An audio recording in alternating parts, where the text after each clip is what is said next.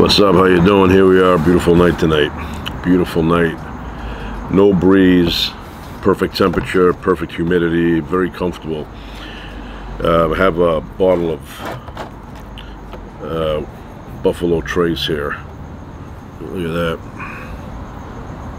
Buffalo Trace. Brand new. So this is Kentucky Straight Bourbon Whiskey. And I've had it before. I highly recommend it. It's reasonably priced, smooth flavor, good quality. Actually, when I look at the price on this, I think it should be like at least double. So I don't know why they have it so reasonable or reasonably priced, but it is high quality. It's not, you know, it's not bourbon from Morgan Memorial. This is good stuff. Some cold water here. Remember, when you drink, in moderation, a little bit is better than a lot. A lot makes you feel like you have radiation sickness the next day. Radiation sickness. So you want to have a little bit, enjoy it, and then stop. That's it. You don't want to keep going and finish this whole thing in a couple of hours, because the next day you will feel horrible. You will not feel good. So I don't allow myself to get to that point. And never, ever, ever, never, ever drink and drive. Combination is deadly to you and everyone else. You wrap yourself around a telephone pole or a tree, you'll fall off the side of a cliff, or you'll run over a few, people, or smash into another car head on. Not good. So, in moderation, a little bit. So we're going to open this up and give it a try. Getting dark out.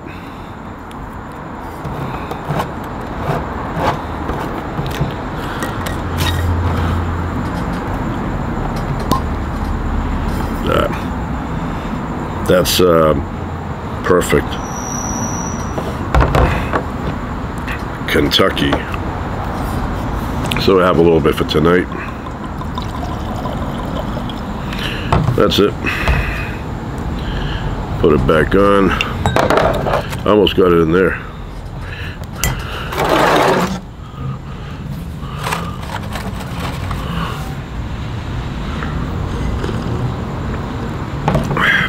Give it a little smell. Yeah. Good stuff. Good quality. Good color. Give it a little swirl.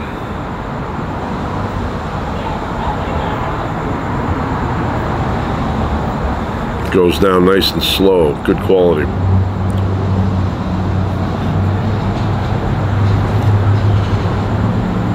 Yeah, that's kind of caramelish, a little bit of vanilla, slight. We'll give it a try.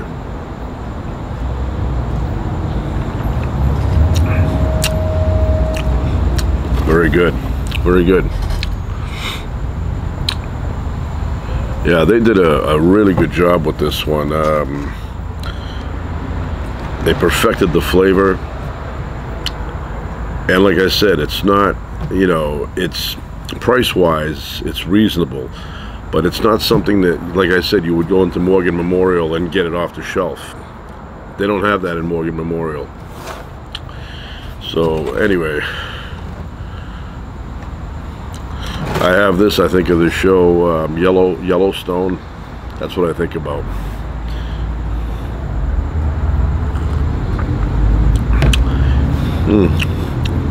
Good flavor.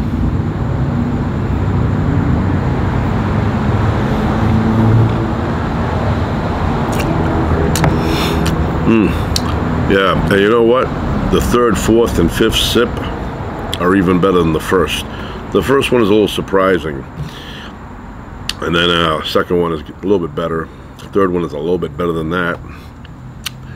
And then, it peaks. It's not going to get better and better and better till infinity. So anyway, yeah, it's getting dark out. It's the end of the day.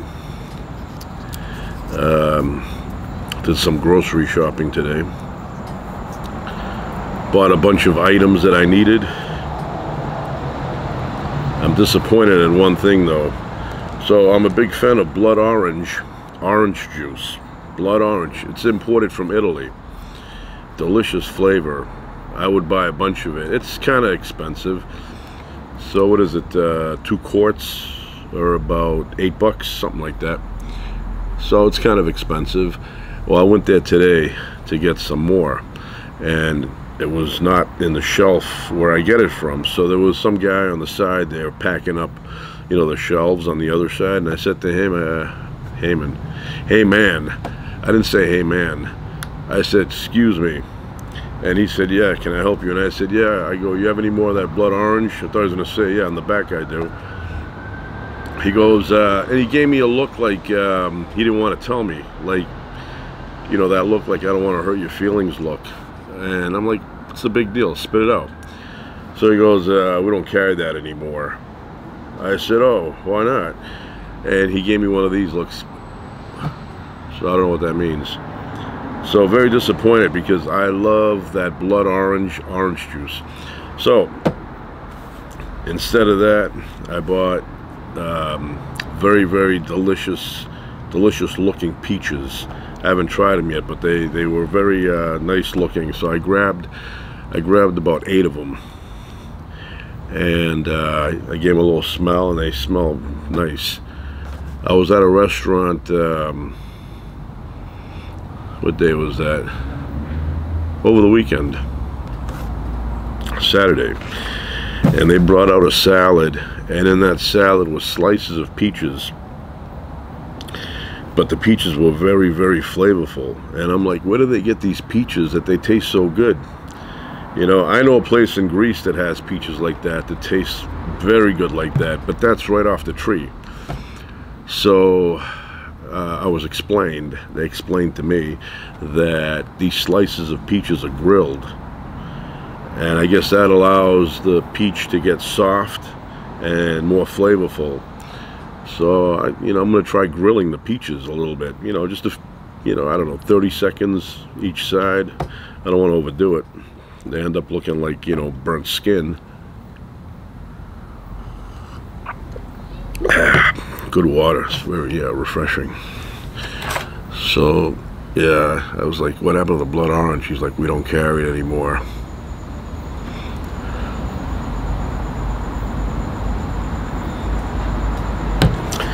And you know what? Sipping it slow is much better than doing shots.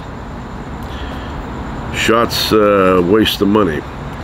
Waste the money and very harsh on the belly. Drink it slow, have 1, 2. That's it. That's it. You know, I see, well, if you're gonna do shots, I guess you gotta buy the cheap stuff. Cheap stuff. You don't want to drink this fast. You want to enjoy the flavor. So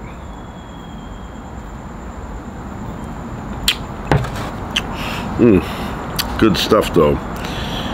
I'm not exaggerating. Straight from Kentucky. And this is 90 proof. 90 proof. If you have too much, you will not be able to find your room at night.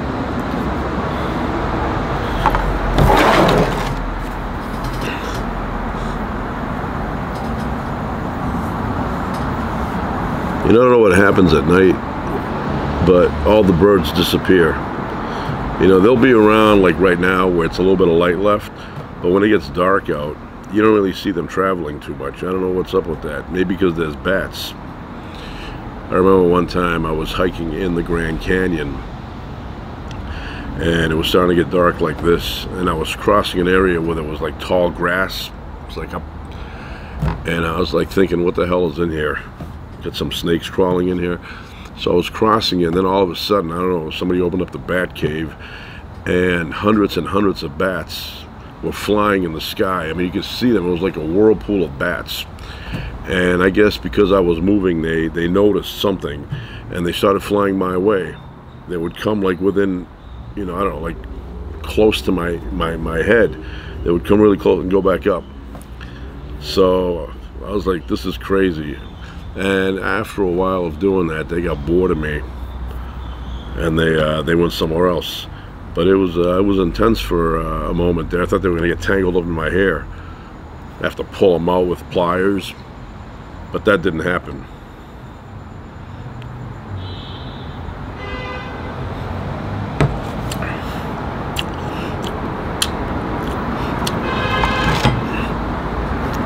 What else? Just came back from a restaurant. Me and my family had dinner. I had chicken kebab, and they dressed these kebabs with really good sauce. I don't know what that is. It's really flavorful. And the salad, thinly sliced, with spearmint in it, onions, delicious onions, red onions, and they had this really tasty sauce on the side, made with yogurt and some other ingredients in there that are top secret. So you dip the chicken in there and eat it. It was so delicious. And then I got full. And I'm still full.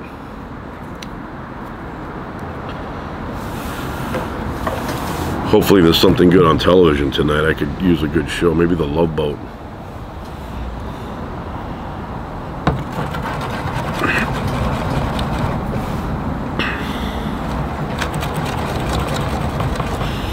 So that show Alone is coming back. Alone. I love that show Alone. I can't tell you how much I love that show Alone. I watch it, I concentrate, and very enjoyable. Well, this season is going to be up in northern Canada, way up there. And I say way up, it's not really up, it's north. Northern Canada at the top, right? And it's going to be cold up there. But I love that show. I love watching, you know, the techniques. Although, so far, not one of these people that participate in the show have overly impressed me in terms of like making things look easy.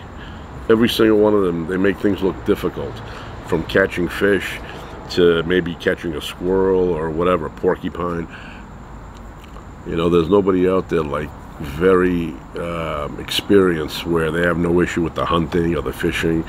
Every single one of them struggles. And you know, eventually, if you're out there long enough, you're just going to die. You're going to die. You know, in the old days, people would survive, but they would form tribes, and everybody had a job to do.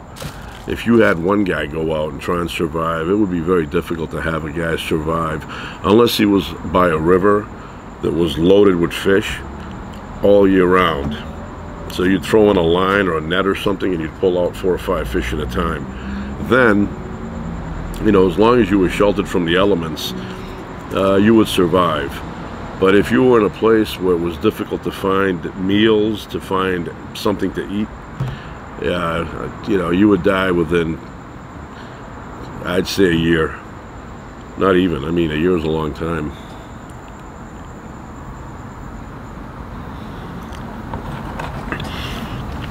That's why people formed, you know, villages and things like that, because they knew that on their own it would be impossible. But if you have a tribe, then you have a group going out for hunting, a group going out for fishing, a few doing some planting and some gardening, and, you know, getting some potatoes in the ground, you know, things like that. And then you domesticate animals, chicken, you know, cattle, things like that, and then you're all set once you have that going.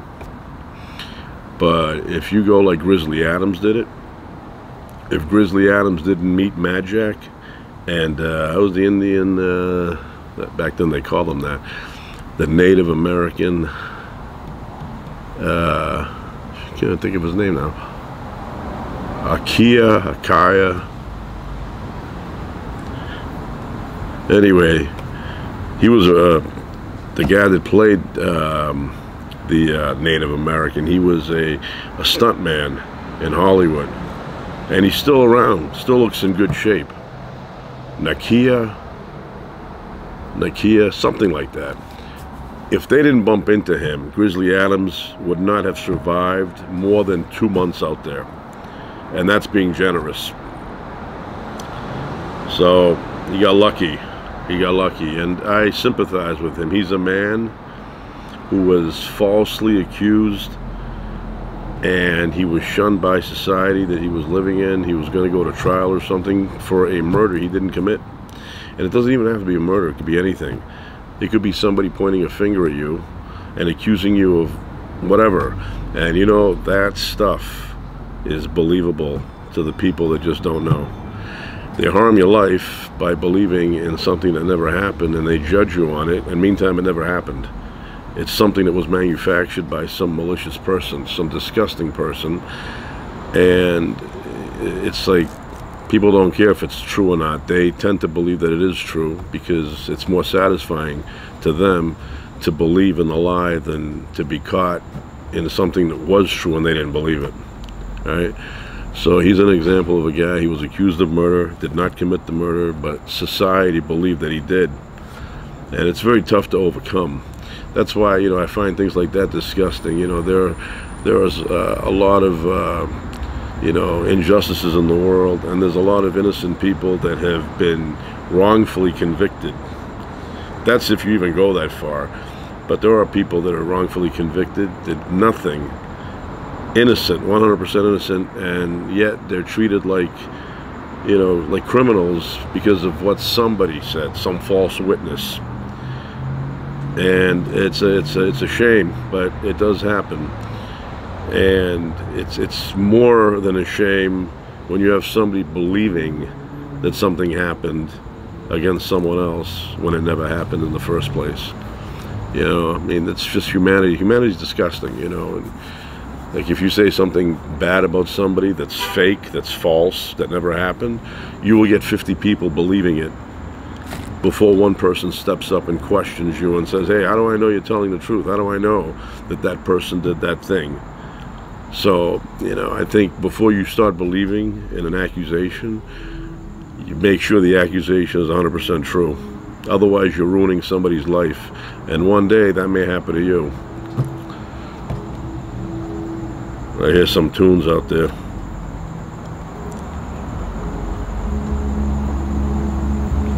That's good water. The colder the better. Mama's boy rushing home.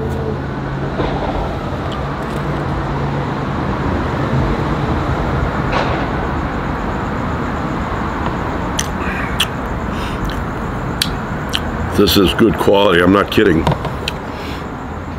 I'm not exaggerating. I mean, you have a little bit and then have a little bit more and you'll see how good that gets. Good flavor.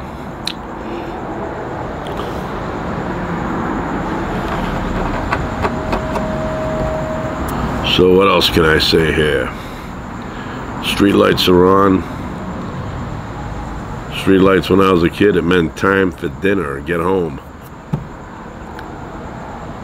I was like one of those kids running around different parts of the neighborhood, and then the lights would come on and I'd be running home. Gotta get home. And for me, you had to get home before my father got home. My father was the law in the house, and if he got home late, you didn't want to come home after him. And I'm talking about when I was a kid. I'm not talking about when I grew up. I'm talking about when I was like a teenager. You know, I mean, if he got home at 7, you didn't want to get home at 7:30. Say, where were you? What are you doing coming home 7:30?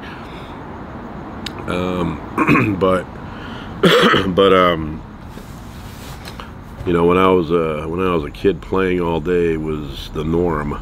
The norm. I'd skip lunch. I wouldn't go home for lunch. I'd have breakfast early on if I even had that, and then I'd go play with my friends. And in those days, you didn't have to call anybody. You just went downstairs, walked around a little bit, and you'd bump into people. And then you'd say, what are you gonna do? Let's play hide and go seek. I thought, like back then, I thought it was called Heingel Seek. Heingel Seek. I would say, let's do some Heingel Seek. And then somebody said it slow. I think it was this girl. She said, you want to play hide and seek? And she said hide and go seek. A lot of people say hide and seek. So I go, that's what it is, hide and go seek.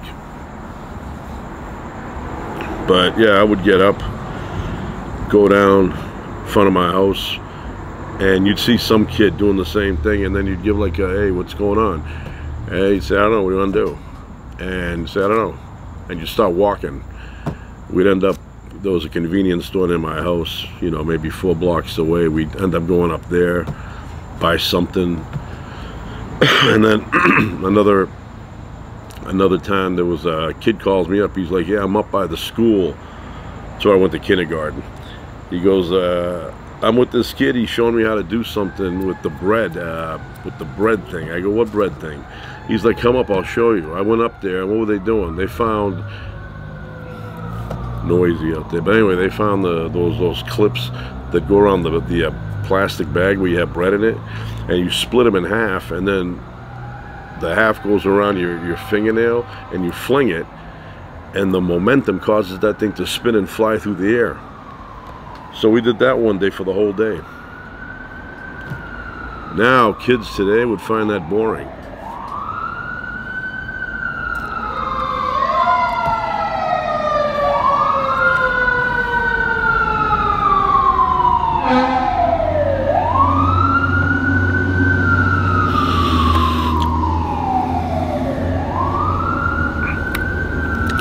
Emergency.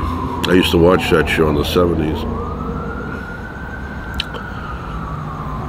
Yeah, the things we found exciting back then, kids today, they find boring. Like, who plays hide and go seek? Nobody. Relivio.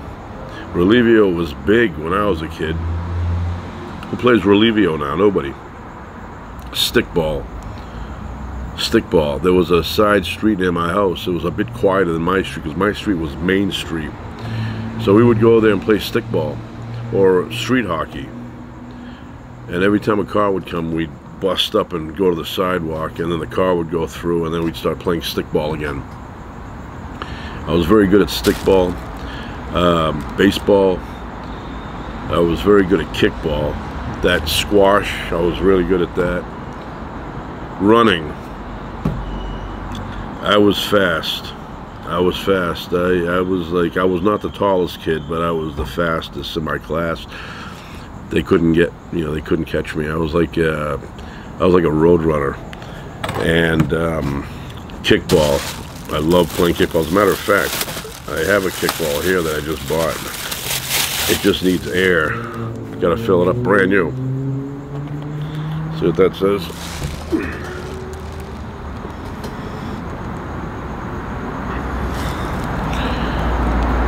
And we used to use these for a game called Bombardment. You'd have like 12 of these, and you'd have like, 15 people on each side, and then the balls would be in the middle of the gym, and you had to run to get the ball, and then throw it to the other side. If the other side caught it, then you were out. But if you hit them, and the ball bounced off of them without them catching it, they were out. And I used to last all the way to the end on that. But we used this kind of ball back then. And there was some mean kids. They would intentionally try and hit you off the, front of your face. The face. There's only one front. But anyway, so this is from the World Kickball Association. Never knew anything like that existed. But kickball in my youth was big. It was big. But so wasn't Relivio. Relivio, if you look it up, was a big popular game.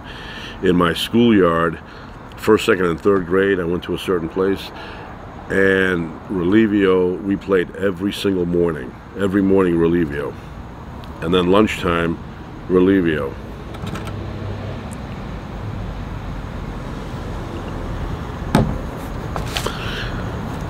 So I will put the pin in here, fill it up, and then play some kickball.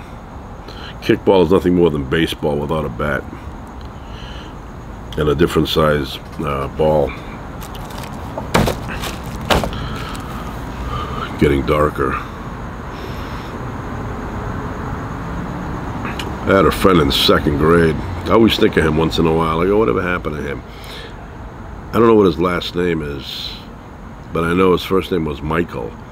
And Michael was like, I was average, height. I was a bit thin back then, And he was thinner than, quiet, go home, mama's waiting. He was thinner than me and shorter. He looked like a little kitten. My mother would say, oh, he looks like a little kitten. And he was very shy, and I was one of the only people he hung around with, you know, very shy, very soft-spoken. Kind of looked like, was that Sean Cassidy? Not Sean, the other Cassidy. It was the Cassidy that played on the Hardy Boys. Kind of looked like him, but picture him miniature size. That style hair, feathered, you know, and he wore bell-bottom pants and a jean jacket, and he was shy. My mother would say hi to him, and he would blush. It's like, what are you blushing about? So, one day my mother said to him, how was, speaking of me, how was Nick in school? She meant like behavior-wise. And I thought he was going to say, yeah, he's fine, he's good. He paused and he goes, he's good sometimes. And my mother's like, oh. And that pissed me off. That pissed me off. I go, okay. It pisses me off today thinking about it that he did that, you know. It's like no loyalty. This was 2nd grade. So when I went to his house, I go, I'm gonna, if his mother ever says anything, I'm gonna throw it in there. And if she doesn't, I'm gonna throw it in there anyway. So she didn't ask, but I threw it in there anyway. I say, yeah, he's good sometimes at school. And she looked at me like, I didn't ask you, but okay. And nobody cared that I said that. And I was like, oh, okay. But I cared that he said that about me when he came to my house. But me and him were good friends. So at the end, and they would let us roam around. It's like 2nd grade, 7 years old. We were walking up and down the streets, and I remember it would get dark like this, and I would, you know, walk, because his house was on the way to mine, so I would walk by his house, and his mother was always doing some cooking because it was dinner time, and I'd walk him up by his stairs, and his mother would open the side door, which was where the kitchen was, and you would smell like French fries, you know, good homemade fries, the oil, you know, that oil smell.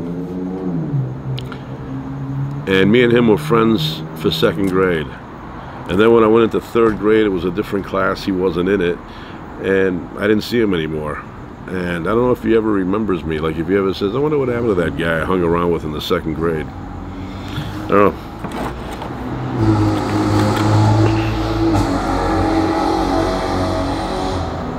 know. Good stuff. Yeah, I always think about, you know, like somebody from your past that you were on good terms with, somebody that you were friends with, would reach out and say, hey, how you doing? I saw you on YouTube and I recognized you, and you know, I don't know if you remember me, but I was in the 12th grade with you, or I was in 8th grade with you, or whatever, 1st grade. You know, that never happens to me. You know, I don't know, I guess people get set in their ways, they get married, they have kids, and then they kind of brush off the past and they don't care anymore. They only care about the people they know about in the present. So, but I always find that, you know, find it nice when somebody from the past reaches out, but somebody you like, not somebody you don't want to see. If I don't want to see you, don't bother contacting me.